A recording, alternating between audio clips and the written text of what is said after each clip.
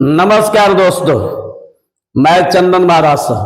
इतना तो मजनू भी नहीं पिटा लैला के प्यार में जितना बेरोजगार पिटाया है भाजपा के सरकार ने। इस वीडियो में नौजवान बहुत कुछ कहना चाहते हैं, पहले वीडियो को देखिए। इतना तो मजनू भी नहीं पिटा लैला के प्यार में जितना बेरोजगार पिटा भाजपा की सरकार। इस वीडियो को देखने के बाद आप लोग को समझ में आ गया होगा कि इशारा किस तरफ है। आप लोग को जब जब रेलवे की वैकेंसी आई है, इसके पहले आप लोगों ने धरना प्रदर्शन किया है और धरना प्रदर्शन में गलती कोई और करता है और सबसे ज्यादा पिटाते हैं स्टूडेंट। पिछला साल याद होगा, कोरोना काल में जब रेलवे का वैकेंसी नहीं आ रही थी तो उस समय बहुत छात्रों द्वारा ट्रेन को जला दिया गया था। ट्रेन जलाने वाले वो असल में स्टूडेंट नहीं थे, वो कोई और थी। लेकिन सबसे ज्यादा किसको झेलना पड़ा? स्टूडेंट, बेरोजगार को।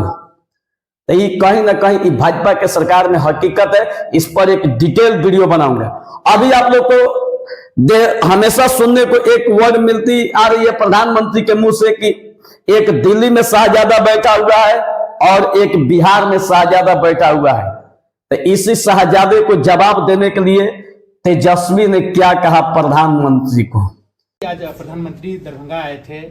उन्होंने कहा कि देश में 2 शहजादे हैं, एक दिल्ली में है, एक आपके बारे में कहा। अब देखिए, प्रधानमंत्री जी कुछ भी बोल सकते हैं। वो पीरजादे हैं। पीरजादे का मतलब बुजुर्ग हैं और हम लोग तो छोटे लोग हैं, उनका हक है, कुछ भी बोल सकते हैं।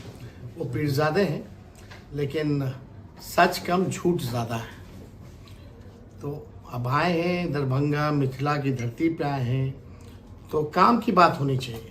मिथिला के लोग बहुत प्रबुद्ध लोग हैं, वो काम की बात सुनना चाहते हैं, ना कि बेकार की बात सुनना चाहते हैं। झंझारपुर हो, मधुबनी हो, दरभंगा हो, लगातार एनडीए के सांसद, केंद्र में उनकी सरकार और बिहार में उनकी 17 साल से सरकार, लेकिन यहाँ के लोगों के लिए उन्होंने कुछ नहीं किया। आए थे तो थोड़ा चले जाते, जो दरभंगा एम्स देख लेते कि क्या स्थिति है।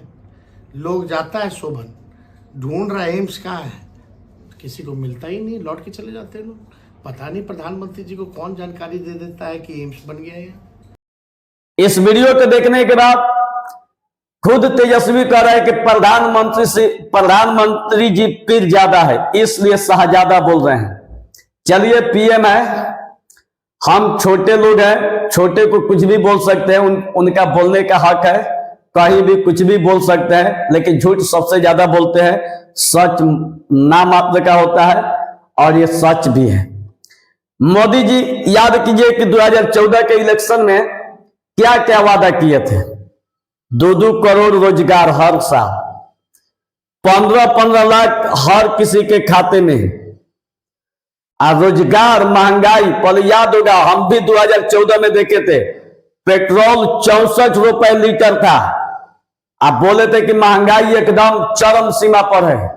आज वही प्रधानमंत्री है ना, आज वही प्रधानमंत्री के काल में, वही प्रधानमंत्री के समय में देखिए आज पेट्रोल कहां से कहां है। आज 108 रुपए पेट्रोल मिल रही है। जब जब पेट्रोल का दाम बढ़ेगा तो हर चीज की महंगाई बढ़ेगी, ट्रांसपोर्ट चार्ज लगेगा, तो महंगाई पेट्रोल पर ही डिपेंड करती है। लेकिन प्रधानमंत्री ने जितने भी वादे किए थे, क्या सच में पूरा हुआ? यदि नहीं तो क्यों, सवाल होना चाहिए। अब देखिए, कुछ लोगों की, आम जनता की सवाल भी है। लोगों ने बोला कि मिथिला की धरती प्रबुद्ध लोगों की धारा है, मतलब कि पढ़े लिखे लोगों की धारा है। यहाँ के लोग पीएम से बेकार की बातें नहीं, काम की बातें सुनना चाहते हैं। लेकिन हमारे प्रधानमंत्री जी खाली उसके पसंदीदा वर्ड पाकिस्तान, कब्रिस्तान, गाय भैंस, मंगलसूत्र, इसी पर चर्चा करते रहेंगे। अब तो मुगल शासक औरंगजेब पर चले गए हैं, तो या वहां मिथिला के लोग इसको सुनना पसंद नहीं करेंगे। मोदी जी कम से कम अपने हर भाषण में ये बात बोलते हैं कि अब की बार महंगाई बढ़ी है तो उसको घटा देंगे, रोजगार हमसे गलती हो गई है, अब की बार हर साल रोजगार दिया जाएगा। तो जनता उनकी बातों को सुनती, लेकिन क्या गारंटी है कि वो झूठ बोल रहे कि सच बोलते हैं? इसकी भी कोई गारंटी नहीं है। फिर कुछ जनता की सवाल है कि न जाने क्यों मोदी जी दिन रात सिर्फ और सिर्फ झूठ बोलते हैं और फिर प्रायश्चित करने के लिए मंदिर मंदिर नाक रगड़ते हैं। तो और विकल्प क्या हो सकता है मोदी जी के पास? एक कहावत है हम लोग के गांव में, जब सब लोग हार जाते थे बुढ़ौती में मंदिर में जाके हर कीर्तन करते हैं, तो वही हमारे मोदी जी का हाल है। फिर कुछ लोगों ने कहा कि काम की बात तो बीजेपी वाले कर ही नहीं सकते हैं। कामे की तो बात कर रहे हैं, मंदिर मस्जिद बनवाया जा रहा है, कब्रिस्तान मंगलसूत्र छीना जा रहा है जो आपको दे दिया जाएगा, ये सब काम की बात है। 2 गो भैंस में 1 गो कांग्रेस लेके चल जाएगी, काम की बात है, ये तो कामे की ना बात है जी। आखिर इंसान के जीवन का मूल्य, अगला देखिए आम जनता के सवाल है, आखिर इंसान के जीवन का मूल्य उनकी राजनीति से ऊपर क्यों? कोविड वैक्सीन को लेकर जिस तरह से लोगों में डर पैदा किया जा रहा है, उस डर के कारण कितनी मौत हो सकती है। क्या इन राजनेताओं को इसका अंदाजा नहीं है? राजनेताओं को इससे कोई मतलब नहीं है, उनको बस कुर्सी चाहिए और कुर्सी के लिए कुछ भी कर सकते हैं। अगर आपकी जान लेना है तो जान भी ले सकते हैं। इन नेताओं को इससे कोई फर्क नहीं पड़ता है। देखिए देश में ऐसे भी नेता है कि अपनी कुर्सी बचाने के लिए किसी भी हद तक जा सकते हैं। और देखिए ये वीडियो गवाह, इस वीडियो को देखिए।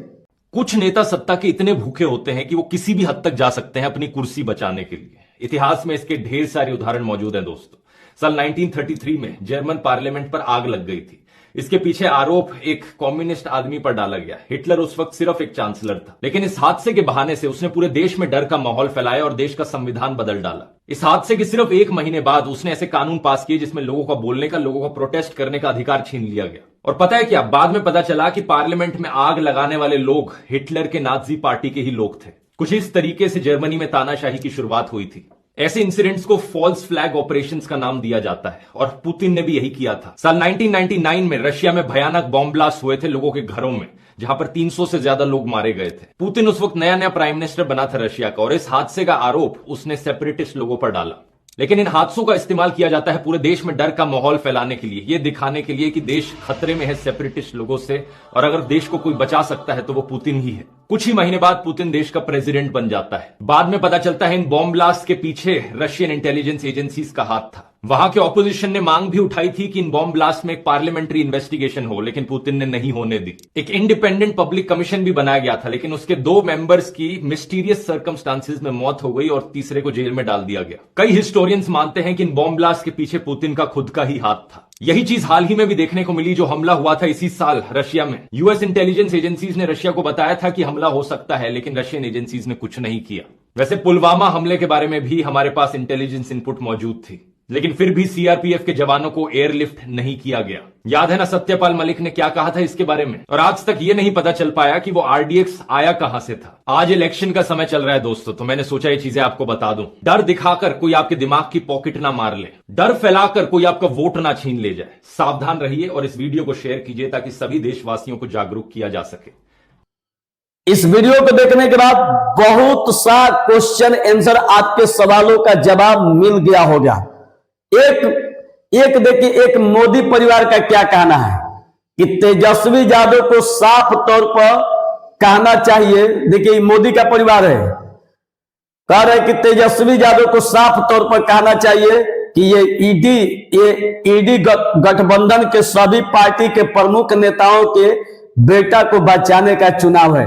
हम सब परिवारवाद की उपज है, किसी सत्ता में आना चाहते, हम किसी तरह सत्ता में आना चाहते हैं। देखिए ये आम जनता में मोदी का परिवार का कहना है। पहले हम बता देना चाहते हैं मोदी के परिवार से कि आप वहीं से सवाल किया जा रहा है, ब्रिजभूषण सिंह के बेटा कौन है? फिर इसके बाद बलात्कारियों को जगह किसने दिया? प्रज्वल रेवाना कोई लड़का है 33 साल का, जो कि यहां से इंडिया से भागा दिया जाता है। क्या वहां पर पासपोर्ट नहीं चेक किया गया था? फिर इसके बाद अगर मान लीजिए कि परिवारवाद है तो अमित शाह का बेटा क्रिकेट में क्या बन के बैठा है?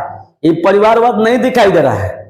सिर्फ अरे कम से कम आप लोग को इतना तो ध्यान देना चाहिए कि अब की बार का जो इलेक्शन होने जा रही है, हमारे प्रधानमंत्री मोदी जी ने रोजगार, महंगाई और बेरोजगारी पर कितना जोर देकर बोल रहे हैं, कम से कम इतना तो ये लोग बोल रहे हैं। लेकिन कम से कम एक बार मौका दीजिए किसी का टैलेंट आजमाने के लिए। लेकिन हम नहीं कहते कि आप भाजपा को वोट दीजिए, हम नहीं कहते कांग्रेस को वोट दीजिए, अपना खुद का ब्रेन लगाइए, लेकिन वोट सही जगह दीजिए। धन्यवाद।